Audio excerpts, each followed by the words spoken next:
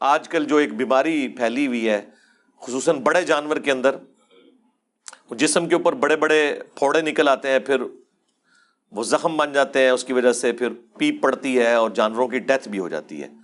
اسے کہا جاتا ہے لمپی سکن ڈیزیز. آپ نے یوٹیوب کے اوپر کافی ویڈیوز بھی اس کے حوالے سے دیکھی ہوں گی، تصاویر بھی سوشل میڈیا پہ چل رہی ہیں. چھوٹے جانور میں تو ابھی یہ بیماری اس طرح نہیں آئی، لیکن اور بیماریاں چھوٹے جانوروں میں آ جاتی ہیں. عموماً جب آپ جانور خرید کے لاتے ہیں تو اس کا ماحول چینج ہوتا ہے، اس کی وجہ سے بعض اوقات اس کا پیٹ خراب ہو جاتا ہے، وقتی طور پر کھانا پینا چھوڑ دیتا ہے، اس کی وجہ سے لوگ سمجھتے ہیں کہ بس اب اس کو ہم ذبح ہی کر لیں. اور پھر ڈاکٹرز بھی اپنی جان چھڑاتے ہیں، بجائے دوائی دینے وہ کہتے ہیں نہیں جی نہیں کولو اینو، کوئی پتہ نہیں عید تک کٹتا بھی ہے کہ نہیں، اسے ذبح کر لیں، کوئی پتہ نہیں عید تک چلتا بھی ہے کہ نہیں. یہ بالکل غلط اپروچ ہے. آپ علاج کریں. یہ ایک نارمل تھوڑا بہت بخار ہونا جانور کے لیے نارمل ہے. ظاہر ہے اس کا ماحول چینج ہو رہا ہے، کھانا پینا بھی وہ چھوڑے گا. اب وہاں پہ وہ کھلا زمینوں میں پھر رہا تھا، اب آپ نے اس کو رسی کے ساتھ باندھ دیا ہوا ہے، تو وہ اس طرح تو نہیں بیچارہ آسانی کے ساتھ یہاں پہ گھوم پھر سکتا. تو اس لیے بیماری ہونا یا کھانا پینا چھوڑ دینا یہ کوئی اتنا ایشو نہیں کہ اس کی وجہ سے آپ جانور کو قربان کرتے ہیں. یہ بالکل غلط اپروچ ہے. علاج کروائیں. آج کل تو میڈیکل سائنس نے اتنی ترقی کر لی ہے کہ کوئی اتنا پرابلم نہیں ہوگا. مہربانی کر کے خریدنے سے پہلے اس اعتبار سے جانور کو ضرور چیک کر لیا کریں کہ اس کے اندر کوئی عیب نہ ہو، ورنہ قربانی نہیں لگے گی. وہ واضح حدیث ہے جامعہ ترمذی میں، سنن نبی داؤد کے اندر، مشکات کے اندر بھی موجود ہے کہ نبی علیہ السلام نے فرمایا کہ 4 خامیاں جس جانور کے اندر ہے نا اس کی قربانی نہیں لگے گی. نمبر 1 لنگڑا، ٹانگ ٹوٹی ہوئی. یہاں پہ بھی اکثر اوقات جب وہ کوئی بڑا جانور ہے آپ اسے ٹرک سے اتارتے ہیں تو وہ چھلانگ مار کے اترے تو ایک آدھ ٹانگ تو اس کی ٹوٹ جاتی ہے. پھر وقتی طور پہ اسے پین کلر لگا دیتے ہیں اس کے گھٹنے کے اندر، اس لیے وہ فیل نہیں ہوتا. تو جب بھی آپ جانور لینے جائیں تو اسے چلا کے دیکھیں، تو پین کلر لگا بھی ہوگا نا تب بھی وہ ٹانگ کو صحیح طریقے سے یوز نہیں کر سکے گا، وہ آپ کو پتہ چل جائے گا یہ لنگڑا ہے. نمبر 1 لنگڑا. نمبر 2 کانا جس کی آنکھ نکلی ہوئی ہو. نمبر 3 لاغر، یعنی یہ نہیں ہے کہ اس کے اوپر گوشت ہی کوئی نہیں، ہڈیوں کا ڈھانچہ ہے. اور نمبر 4 جو بیمار جانور ہے اس کی آپ قربانی نہیں دے سکتے. اسی طریقے سے ابو داؤد کے اندر، جامعہ ترمذی میں اور مشکات میں بھی حدیث موجود ہے. 2 اور چیزیں نبی علیہ السلام نے فرمائی کہ جس کا سینگ ٹوٹا ہوا ہے اس کی بھی قربانی نہیں ہوگی، اور جس کا کان کٹا ہوا ہے اس کی بھی قربانی نہیں ہوگی. یعنی فزیکلی اس کے اندر کوئی عیب نہیں ہونا چاہیے. جانور خوبصورت ہو، کوئی اس کے اندر اب یہ کوئی تھوڑا بہت سینگ ہلکا سا اوپر سے ٹوٹا ہوا ہے تو یہ کوئی اتنا ایشو نہیں ہے. یعنی ڈومیننٹ نہ ٹوٹا ہوا ہو کہ دیکھنے میں لگے کہ یار یہ ڈومیننٹ. یعنی بعض اوقات کان کے بالکل اینڈ کے اوپر کو تھوڑا سا کٹ لگ گیا ہوتا ہے یا کوئی اس طرح کا معاملہ ہوتا ہے. اس زمانے میں تو لوگ وہ کان کاٹ کے بتوں کے نام پہ چھوڑتے تھے نا، اس لیے نبی علیہ السلام نے منع کیا. آج کے زمانے میں ہم یہ دیکھیں گے اس اعتبار سے کہ کان واضح طور پر کٹا ہوا نہ ہو کہ اس کی خوبصورتی ختم ہو رہی ہو، تو پھر آپ اس جانور کی قربانی نہیں کریں گے. تھوڑا بہت کہیں پہ وہ تو ویسے ہی زخمی ہو جاتا ہے، جب کانٹوں والی جگہ پہ وہ پتے جا کے چننا شروع کر دیں تو وہ کان رگڑ کھاتے ہیں، بعض کا تھوڑے بہت زخمی ہو جاتے ہیں، وہ معاملہ بالکل الگ ہے. ڈومیننٹ نہیں ہونا چاہیے ایسا کوئی معاملہ. ڈومیننٹ ہوا تو پھر آپ کی قربانی نہیں لگے گی. یہ ساری احتیاطیں آپ نے کرنی ہیں جانور خریدتے وقت. اب آپ خرید کر لے آئے، بعد میں بیمار ہو گیا، یا اسے بچے گھمانے کے لیے لے کے جا رہے تھے اور وہ رسی چھڑا کے بھاگا، کہیں پہ ٹھک گیا. بعض اوقات وہ پل سے نیچے بھی گر پڑتے ہیں. اب پل سے نیچے گر پڑا تو ظاہر ہے کہ وہ تو پھر اتنا زیادہ زخمی ہوگا کہ اس کے بچنے کے چانسز نہیں ہیں. تو آپ پھر اسے قربان کر لیں عید سے پہلے ہی، آپ کی قربانی ہوگی، نیا جانور خریدنے کی ضرورت نہیں ہے. اس کے ثبوت میں سن کبرا البیہقی کے اندر سیدنا عبداللہ ابن زبیر صحابی رسول صلی اللہ علیہ وآلہ وسلم و رضی اللہ تعالیٰ عنہ کا قول موجود ہے. وہ ایک جگہ سے گزرے تو انہوں نے ایک اونٹنی دیکھی جو ایک آنکھ سے کانی تھی، تو رک گئے اور انہوں نے فرمایا کہ اگر تو یہ اونٹنی خریدنے سے پہلے کی کانی ہے پھر تو تمہاری قربانی نہیں لگے گی، نیا جانور خریدو۔ اور اگر یہ اس کے اندر عیب خریدنے کے بعد پیدا ہوا ہے تو پھر تمہاری قربانی درست ہے۔ یہ بالکل واضح عبداللہ ابن زبیر کی حدیث موقوفاً سنن کبریٰ البیہقی کے اندر، اس کو سپورٹیو المصنف ابن ابی شیبہ میں، مصنف عبد الرزاق کے اندر امام زہری کا فتویٰ بھی موجود ہے، سیم اسی طرح کے الفاظ کے ساتھ کہ اگر عیب بعد میں پیدا ہوا ہے تو پھر قربانی درست ہے، اگر وہ پہلے کا تھا تو پھر قربانی درست نہیں ہے۔ بہرحال یہ عبداللہ ابن زبیر نے ایک کلیئر کٹ بات بتا دی۔ بس اس میں اب جتنے عیب ہیں، اگر جانور خریدنے کے بعد سینگ ٹوٹا، یا وہ بیمار ہو گیا، یا وہ لنگڑا ہو گیا، یا اسے کوئی زخم آ گیا، تو ان تمام جانوروں کی قربانی درست ہوگی۔ اور اس میں بھی اگر زیادہ سویر کنڈیشن آ جائے تو آپ قربانی سے پہلے بھی اسے قربان کر سکتے ہیں، اور اس کا مصرف بھی گوشت کا وہی ہوگا جس طرح عام قربانی کا ہے۔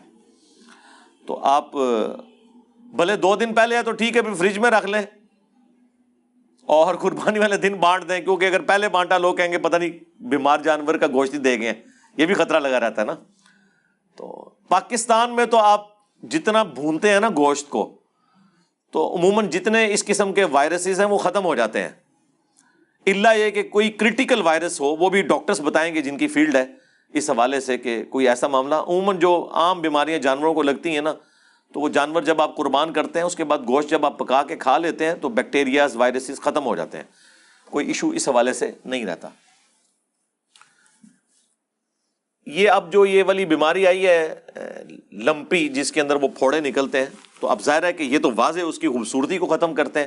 اس قسم کے اگر پھوڑے نکلے ہوئے ہیں کسی جانور کو تو وہ آپ قربانی کے لیے نہ خریدیں۔ ہاں بعد میں اگر نکل آئے ہیں تو پھر قربانی تو اس کی درست ہوگی، اس میں قربانی کے اعتبار سے کوئی ایشو نہیں ہے، کوئی ٹینشن لینے کی ضرورت نہیں ہے، اور نہ کوئی جانور نیا لینے کی ضرورت ہے، کیونکہ اس سال تو میں نے کئی ہمارے جاننے والے ہیں جن کے بیل پہلے ہی ذبح ہو گئے ہیں، اسی طریقے سے بکرے ذبح ہو گئے ہیں مختلف قسم کی بیماریوں کی وجہ سے، اور وہ پھر ٹینشن میں ہے کہ نہیں جی اب ہم جانور نیا خریدیں یا نہ۔ ایون یہ بھی ہو سکتا ہے کہ جانور آپ نے خریدا اور بھاگ گیا، تب بھی آپ کی قربانی ہوگی، آپ نے تو اللہ کی راہ میں دے دیا نا۔ وہ سورۃ الحج میں اللہ تعالیٰ کا واضح فتویٰ ہے کہ اللہ تعالیٰ کو تمہاری قربانیوں کا نہ گوشت پہنچتا ہے نہ خون پہنچتا ہے، بلکہ اللہ تعالیٰ تو دلوں کے تقوی کو دیکھتا ہے۔ یعنی یہ گوشت اور خون بھی نہیں اللہ کو چاہیے، لیکن اس دن خون بہانا یہ سنت ابراہیمی ہے، وہ آپ نے کرنا ہے۔ یہ نہیں ہو سکتا کہ آپ قربانی کے حصے کے پیسے کسی غریب کو دے دیں، نہیں، وہ آپ دیں الگ سے، اور اس کو آپ قربان کر کے غریب کو گوشت دیں، کیونکہ سنت ابراہیمی کو پورا کرنا ہے۔ یہ شعار اسلام ہے۔ آج کی ڈیٹ کے اندر ہم لوگ کیا مساجد کے اندر جب نماز پڑھنے جاتے ہیں، خصوصاً یورپ اور امریکہ میں، تو اذان کی آواز سے جاتے ہیں، گھڑی کو دیکھ کے جا رہے ہوتے ہیں۔ تو اذان کی پریکٹیکل ضرورت اب باقی نہیں رہی، لیکن کسی کی جرت ہے کہ اذان ختم کروا دے؟ نہیں، یہ اسلام کی نشانی ہے، ان کو شعار کہا جاتا ہے، نشانیاں اللہ کی۔ ان الصفا والمروہ من شعائر اللہ، صفا اور مروہ اللہ کی نشانیوں میں سے۔ بلکہ سورۃ الحج میں تو اللہ تعالیٰ نے قربانی کے جانوروں کو بھی کہا کہ یہ بھی اللہ تعالیٰ کی نشانی ہے، جو ہدی کے جانور لے کے جاتے تھے حج کے موقع کے اوپر۔ تو یہ آپ ختم نہیں کر سکتے۔ اسی طریقے سے صحیح بخاری میں آتا ہے کہ رمل سٹارٹ اس طرح ہوا تھا، یعنی احرام کی حالت میں جو طواف کعبہ کیا جاتا ہے عمرے یا حج کے لیے، عام طواف نہیں جو احرام کی حالت میں ہوتا ہے، اس میں پہلے 3 چکر میں آپ نے چادر کو اپنے دائیں کندھے کے نیچے سے گزار کے یوں کرنا ہے، اس کو ننگا رکھنا ہے مرد کے لیے، اور تھوڑا سا اکڑ کر چلنا ہے اور چھوٹے چھوٹے قدموں کے ساتھ تیز چلنا ہے پہلے 3 چکر کے اندر، اسے رمل کہا جاتا ہے۔ تو اس کی حکمت بیان ہوئی ہے صحیح بخاری کے اندر کہ مشرکین عرب میں مشہور تھا کہ مدینہ جو ہے یہ بیماریوں کی سرزمین ہے، تو مسلمان بیمار اور لاغر ہو چکے ہوں گے، تو نبی الاسلام نے پھر صحابہ کو حکم دیا کہ تم نے یوں کرنا ہے تاکہ تمہارا صحت مند ہونا شو ہو۔ اس زمانے میں تو اس کی حکمت تھی، لیکن وہ آج تک سنت جاری ہے، اس کو آپ بدل نہیں سکتے کہ جی آج تو ایسی کوئی ضرورت نہیں ہے، نہیں، وہ سنت کے طور پر، جب طریقے کے طور پر کوئی چیز جاری ہو جائے تو وہ پھر شعار اسلام بن جاتی ہے۔ اس طرح قربانی جو ہے یہ سنت ابراہیمی ہے، اگرچہ قرآن خود کہہ رہا ہے کہ اللہ کو خون اور گوشت نہیں پہنچتا، تمہارے دلوں کا تقویٰ پہنچتا ہے۔ اب اس سے کوئی یہ رزلٹ نہیں نکال سکتا کہ جی ٹھیک ہے پھر تو ذبح کرنے کی ضرورت ہی نہیں ہے، وہ پیسے کسی غریب کو دے دیے جائیں، نہیں۔ اللہ تعالیٰ اس سے مراد یہ لے رہا ہے کہ اللہ کو گوشت اور خون نہیں چاہیے، جس طرح وہ یونان کے دیوتاؤں کے بارے میں مشہور تھا نا کہ ان کے جا کے تھانوں پہ آپ قربانی کریں گے تو وہ خوش ہوگا، تو یہ کرے گا۔ اللہ تعالیٰ نے ان چیزوں کو بیسیکلی کنڈیم کیا ہے کہ اللہ نے تو نہ اس کو خون پینا ہے، نعوذ باللہ، نہ اسے گوشت کھانا ہے۔ اللہ تمہارے دلوں کے تقوی کو دیکھ رہا ہے کہ تم ہمارے پیغمبر کی سنت پر، سنت ابراہیمی پر علیہ السلام عمل کرتے ہو یا نہیں کرتے۔ یہ بیسیکلی بتانے کا مقصد تھا۔ تو اس دن آپ قربانی کریں، اور سورہ حج میں آیا کہ 3 کیٹیگریز میں گوشت کو ڈیوائیڈ کرنا ہے، یعنی ایک پریفریبل ہے، غریبوں اور مسکینوں کو دیں، رشتہ داروں کو دیں، اور خود بھی استعمال کریں، اور اس میں مسلم اور غیر مسلم کی بھی کوئی تفریق نہیں ہے، آپ کسی کو بھی دے سکتے ہیں۔ اس دن جو لوگ مانگنے آتے ہیں سب کو کچھ نہ کچھ دے کر بھیجا کریں۔ انہوں نے کون سا روزانہ آنا ہوتا ہے، سال کے بعد آتے ہیں، تو آپ قربانی کریں۔ یہ نہیں ہے کہ اچھا گوشت تھوڑا سا سائڈ پہ کر کے اپنے لیے کر دیا اور باقی گوشت جی میں نے اپنا زیادہ گوشت اللہ کی راہ میں دیا ہے، وہ زیادہ دیا آپ نے ناقص والا، ہاں جی، جس کا بہترین قیمہ نکلنا تھا وہ تو آپ نے سائڈ پہ کر لیا، ران کا گوشت آپ نے سائڈ پہ کر لیا۔ لن تنالوا البر حتى تنفقوا مما تحبون، تم نیکی کے اعلیٰ درجے کو اس وقت تک پہنچ ہی نہیں سکتے جب تک کہ اپنی پسندیدہ چیزیں اللہ کی راہ میں قربان نہ کر دو۔ پسندیدہ چیز خوبصورت جانور ہو، لیکن اس میں ریاکاری نہ ہو کہ جی یہ امریکن بیل ہے جی 30 لاکھ کا ہے، اس میں چپ بھی فٹ ہے، ہاں 3 لاکھ بھی گئے، قربانی بھی گئی، ہاں ریاکاری ہوگی نا۔ مسند احمد میں واضح حدیث ہے، جس نے دکھلاوے کے لیے نماز پڑھی اس نے شرک کیا، حالانکہ نماز تو اللہ کی پڑھ رہا ہے لیکن ساتھ نیت ہے کسی اور کو خوش کرنے کی۔ جس نے دکھلاوے کے لیے روزہ رکھا اس نے شرک کیا، جس نے دکھلاوے کے لیے صدقہ کیا اس نے شرک کیا۔ یہ صدقہ ہے نا اللہ کی راہ میں، پنجابی والا صدقہ نہیں، کوئی بھی نیکی کا کام اسے صدقہ کہا جاتا ہے۔ تو یہ قربانی صدقہ ہے نا، یہ شرک ہو جائے گی اگر کسی کو دکھلاوے کے لیے کی۔ تو اللہ سے ڈرے، اگر اللہ کے لیے قربانی کر رہے ہیں تو پھر اس قسم کی پھر ویڈیوز بنوانا جان بوجھ کے اور اکڑنا اس کے اوپر، میڈیا کے لوگوں کو بلانا، ویسے جو عام طور پہ لوگ وی لاگز بنا رہے ہیں اپنی روٹین کے لیے کہ ہم نے یہ جانور لیا، عموماً اپنے معاملات لے کے چل رہے ہوتے ہیں، اس کے اوپر کوئی فتویٰ نہیں ہے۔ فتویٰ ان کے اوپر ہے جو لوگ اس کی زیادہ قیمتیں بتا رہے ہیں اور روب ڈالنے کی کوشش کر رہے ہیں کہ ہم نے بڑا مہنگا جانور لیا ہے۔ اگر آپ نے قربانی کے لیے جانور لیا ہے تو آپ اس میں کہیں کسی کو یہ نہ بتائیں کہ جی میں نے اتنے لاکھ کا، اتنے کروڑ کا خریدا، یہ بتانے کی کیا ضرورت ہے؟ ہاں ٹھیک ہے، آپ جانور کے اوپر وی لاگ بنا رہے ہیں، ٹھیک ہے، وہ بناتے رہے۔ تو یہ انسان خود اپنے اوپر ذرا غور و تفکر کرے نا تو اسے آئیڈیا ہو جائے گا کہ یہ عمل وہ کس لیے کر رہا ہے۔ تو پیسے بھی ضائع، قربانی بھی ضائع، تو فائدہ کیا؟ اور صرف ضائع ہونے پر نہیں ہے، اس کے اوپر وبال بھی ہوگا۔ صحیح مسلم کی حدیث ہے، قیامت والے دن ایک سخی کو، ایک شہید کو، ایک قرآن کے عالم کو بلایا جائے گا، اللہ تعالیٰ انہیں اپنی نعمتیں گنوائے گا کہ میں نے تمہیں یہ دنیا میں نعمتیں دی تھی، تم نے میرے لیے کیا کیا؟ شہید کہے گا اللہ جان ہی تھی نا، دے دی تیرے لیے۔ واقعی اس سے بڑا کام تو کوئی نہیں کر سکتا۔ اللہ فرمائے گا تم نے اس لیے جان دی کہ لوگ تمہیں بہادر کہیں، اور دنیا میں تمہاری بڑی تعریف ہو چکی، تمہیں دنیا میں اجر مل گیا، اب میرے ہاں تمہارے لیے کوئی اجر نہیں ہے، اوندھا منہ کر کے جہنم میں پھینک دیا جائے گا۔ سخی کو اللہ بلائے گا، سخی کہے گا اے اللہ جس جس جگہ تو نے ترغیب دلائی تھی نا کہ میں تیری راہ میں خرچ کروں، میں نے خرچ کیا۔ بلکہ آج کے دور میں تو بات کی جائے، میں نے مسجدوں کے اندر اپنے نام کی پلیٹیں بھی لگوائیں کہ یہ فلاں نے وضو خانہ بنوایا ہے، یہ مسجد فلاں نے بنوائی ہے۔ میرے نام کے دسترخوان چلتے تھے. اللہ تعالیٰ فرمائے گا کہ یہ سب کچھ اس لیے کیا کہ لوگ تجھے کہیں بڑا سخی ہے, تو دنیا میں تیری بڑی تعریف ہو گئی نا, میرے ہاں کوئی اجر نہیں, اوندا منہ کر کے جہنم میں. وَلِعَوْذُ بِاللَّهِ تَعَالَى اللہم اجرنا من النار. پھر قرآن کے عالم کو بلایا جائے گا, وہ کہے گا یا اللہ میرا تو اوڑھنا بچھونا ہی قرآن تھا. اللہ تعالیٰ فرمائے گا یہ اس لیے تھا کہ لوگ تجھے کہیں بڑا تو قاری ہے, تو بڑا عالم ہے, اور آج کے دور میں تیرے ناموں کے ساتھ دھمیں لگا کرتی تھی آگے پیچھے. اگر کوئی نام تیرا مختصر لیتا تھا یا اشتہار کے اوپر نام چھوٹا لکھا ہوا ہوتا تھا تو ناراض ہو جاتا تھا, ایسے جلسوں میں نہیں جاتا تھا. یہ ہوتا ہے پریکٹیکلی, ہمیں تو فرسٹ ہینڈ نالج ہے نا. تو دنیا میں تیری بڑی تعریف ہوگی, آج میرے ہاں تیرے لیے کوئی اجر نہیں ہے, اوندا منہ کر کے جہنم میں پھینک دیا جائے گا. اب کسی کو اگر ان 3 اعمال سے بڑا کوئی عمل پتا ہے تو مجھے بتا دے.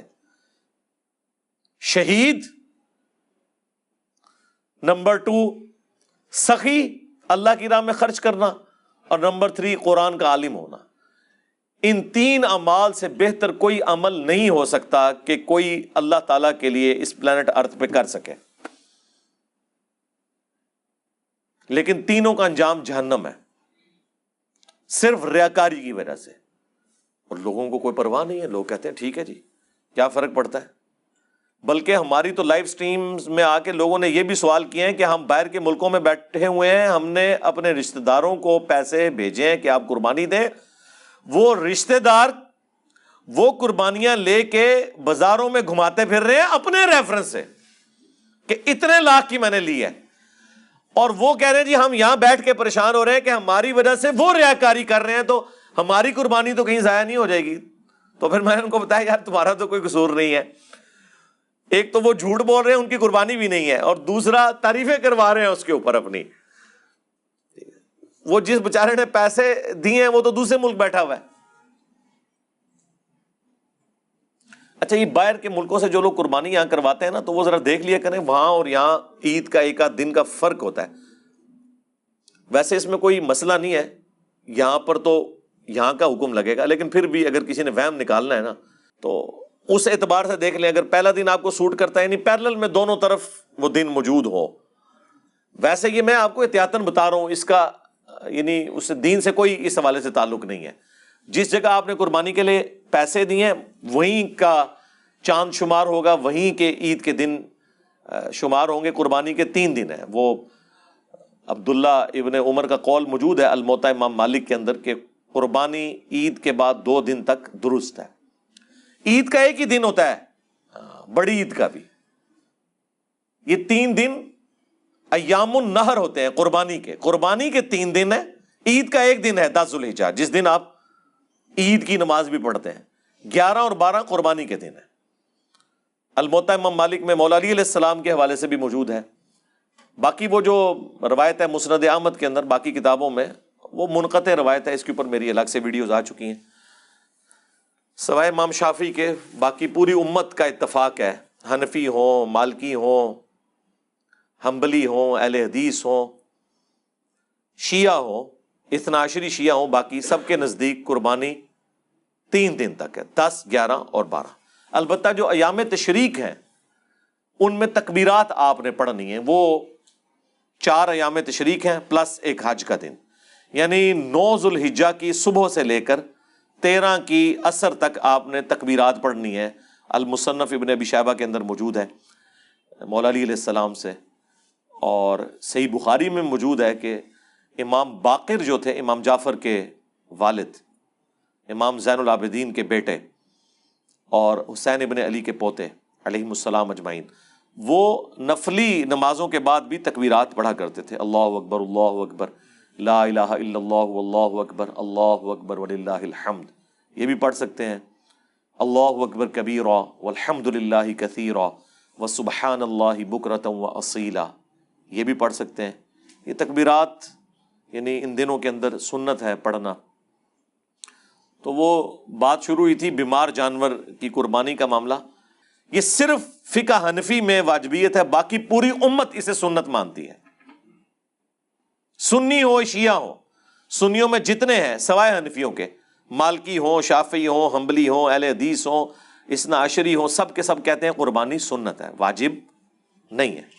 بلکہ سنن کبریٰ البیہقی کے اندر، مصنف عبد الرزاق میں، باقی کتابوں میں موجود ہے کہ سیدنا ابو بکر اور عمر رضی اللہ تعالی عنہما علیہم السلام بعض اوقات جان بوجھ کے بھی قربانی چھوڑ دیتے تھے، لوگ اسے فرض اور واجب نہ سمجھ لیں، استطاعت کے باوجود۔ بعض لوگ پوچھ رہے ہوتے ہیں جی ہم وہ قربانی جو ہے جی ادھار اٹھا کے کر لیں، جی کر لیں، سارے کام ادھار اٹھا کے ہی ہو رہے ہوتے ہیں، حج کر لیں، جی کریں، کمیٹیاں جو آپ نے ڈالی ہوتی ہیں ادھار ہی ہوتی ہیں نا، ہاں ادھار اتارنے کی نیت ہو، بھاگنے کی نہیں، تو آپ کریں، باقی کام بھی تو کر رہا ہوتا ہے بندہ، اس میں کوئی جی مقروض کے اوپر ہے کہ نہیں؟ اور جناب جو کروڑوں کے مالک ہیں وہ بھی مقروض ہیں، ان کے قرضے بھی کروڑوں میں ہیں، دنیا میں ہر بندہ ہی مقروض ہے کسی اعتبار سے، اور کچھ نہیں تو پوری پاکستانی قوم آئی ایم ایف کی تو مقروض ہے نا، آئی ایم ایف کا نام تو آپ سب کو پتا چل گیا نا، پہلے تو صرف پڑھے لکھے لوگوں کو پتا ہوتا تھا یہ آئی ایم ایف کس بلا کا نام ہے۔ تو آپ اپنے باقی معاملات بھی لے کے چل رہے ہوتے ہیں، وہ بھی آپ کریں، ضروری تو نہیں آپ نے چھوٹا جانور دینا ہے، بڑے جانور میں حصہ ڈال لیں، ٹھیک ہے۔ گائے کے اندر صحیح مسلم میں آیا کہ 7 لوگ شریک ہو سکتے ہیں، اور اونٹ کے اندر 7 لوگ، ترمذی میں ایک روایت ہے کہ اونٹ میں 10 لوگ بھی شریک ہو سکتے ہیں۔ پھر علماء نے اس کی تطبیق یہ کی ہے کہ اگر حج کی قربانی ہے نا، وہ حج کی قربانی الگ سے ہوتی ہے، حج تمتع، تو اس میں گائے میں اور اونٹ میں 7 لوگ شریک ہوں، ہاں جو عید قرباں ہے اس میں اونٹ میں 10 ہو سکتے ہیں، گائے میں بہرحال 7 ہی ہیں، اور یہ زیادہ سے زیادہ ہے، ایک بندہ بھی ایک گائے دے سکتا ہے، 2 بندے مل کے بھی گائے دے سکتے ہیں، وہ 7 اس سے کرنا ضروری نہیں ہے۔ باقی رہ گیا بکرا، مینڈھا، یہ چیزیں یہ ایک بندے کی طرف سے یا ایک فیملی کی طرف سے ایک ہوگی۔ ایک چولہا گھر میں جو جل رہا ہے نا، یہاں پہ وہ کہتے ہیں نہیں جی وہ بیوی الگ سے دے گی اور خاوند الگ سے دے گا اگر وہ صاحب استطاعت ہے، جب چولہا کمبائنڈ ہے تو ایک فیملی کی طرف سے ایک قربانی کافی ہے۔ سنن ابن ماجہ میں واضح حدیث موجود ہے کہ نبی الاسلام کے زمانے میں صحابہ کرام ایک فیملی کی طرف سے ایک ہی قربانی دیا کرتے تھے، پھر اللہ نے جب وسعت دی تو دیکھا دیکھی لوگ 2 3 شروع ہو گئے، اور وہ صحابی کہتے ہیں اب ہمیں بھی مجبوراً دینی پڑتی ہیں، کیونکہ پھر محلے والے کہتے ہیں جناب یہ کنجوس ہیں۔ اس زمانے میں بھی یہ سارے چکر چل رہے تھے، قربانی ایک ہی ہے، زیادہ آپ نے جتنی مرضی دیں، ایک فیملی کی طرف سے ایک قربانی ہے، اور فیملی سے مراد بیوی اور بچے۔ اگر 5 بھائی اکٹھے رہ رہے ہیں تو 5 فیملیاں، یہ نہیں ہے کہ وہ کہیں گے جی ہم سارے لا کے جیب خرچہ جو ہے وہ والد صاحب کو دیتے ہیں، تو لیکن وہ 5 فیملیز ہیں، وہ الگ سے اپنی اپنی قربانی دیں گے۔ ہاں ایک گائے لے لیں 5 مل کے، اور اس میں 5 حصے رکھ لیں، 7 تو زیادہ ہے نا، 5 بھی رکھ سکتے ہیں، تو وہ اللہ تعالیٰ نے آپ کو اجازت دی ہوئی ہے۔ تو یہ قربانی کے مسائل میں نے ساتھ ساتھ اس لیے بتا دیے کہ لوگ بعض اوقات اس حوالے سے پوچھ رہے ہوتے ہیں کہ جی وہ ہم نے قربانی جو ہے وہ ہر بندے نے الگ الگ دینی ہے، بھئی ایک فیملی کی طرف سے ایک قربانی کافی ہے، اللہ تعالیٰ قبول فرمانے والا ہے، کوئی ٹینشن لینے کی ضرورت نہیں ہے خام خواہ لوگوں کو اس طرح کی مصیبت میں ڈالنے کی کہ وہ جی واجب ہو گئی ہے۔ واجب نہیں ہے، سنت ہے۔ میں نے تو الحمدللہ کبھی قربانی چھوڑی نہیں ہے، کیونکہ سنن ابن ماجہ میں حدیث ہے، المستدرک للحاکم میں بھی ہے، امام حاکم نے صحیح کہا، امام ذہبی نے موافقت کی کہ جو شخص استطاعت کے باوجود قربانی نہ دے وہ ہماری عیدگاہوں کے قریب مت آئے، یعنی اس کے اندر وعید ہے نبی اسلام کی طرف سے، اس وجہ سے اسے تاکیدی سنت کے طور پر شمار کیا گیا ہے، لیکن یہ واجبیت کے درجے میں نہیں ہے۔ تو اس طرح قربانی ضرور دیں، اور غریبوں میں بھی تقسیم کریں، خود بھی استعمال کریں، رشتہ داروں کو بھی دیں۔ باقی قربانی کے مسائل کے اوپر میں نے تفصیلی ویڈیو ریکارڈ کروا دی تھی آج سے 2 سال پہلے، مجلس نمبر 124، قربانی کے 50 سوالات قربانی سے متعلق پوری دنیا سے ہم نے کلیکٹ کیے تھے، وہ سارے ٹاپکس اس میں نے کور کیے ہوئے ہیں۔ خصی جانور کی قربانی کا مسئلہ، چوتھے دن قربانی کا مسئلہ، بھینس کی قربانی کا مسئلہ، باقی ساری کی ساری چیزیں ذوالحجہ سے متعلق تفصیلی، وہ مجلس 124 ضرور دیکھیں، اس کے نیچے اس کی ٹائم لائن بھی پن ہوئی ہوئی ہے، اگر آپ نے اسپیسیفکلی وہ کوشچن دیکھنا ہے، الگ سے کلپس بھی اپلوڈ ہیں، آپ لکھیں گے تو انشاءاللہ تعالیٰ وہ سارے مسائل اس حوالے سے آ جائیں گے۔ لیکن آج چونکہ ایک بڑا ایشو اس حوالے سے تھا، میں نے اس لیے اس کو ذرا تفصیلی بیان کیا تاکہ لوگوں کو یہ ٹینشن نہ ہو اس حوالے سے کہ جی ہم نے اب قربانی نہیں لینی ہے اگر بیمار ہو گیا ہے یا مر گیا جانور۔ مر بھی سکتا ہے، یا پہلے ہی قربان کر لیا ہے، تو کوئی ٹینشن لینے کی ضرورت نہیں ہے، اللہ تعالیٰ نے آپ کی اس قربانی کو انشاءاللہ قبول کر لینا ہے، کوئی ٹینشن نہ لیں۔ صلو علی محمد وآل محمد، اللہم صلی علی محمد وعلی آل محمد واصحاب محمد وازواج محمد اجمعین الی یوم الدین، آمین۔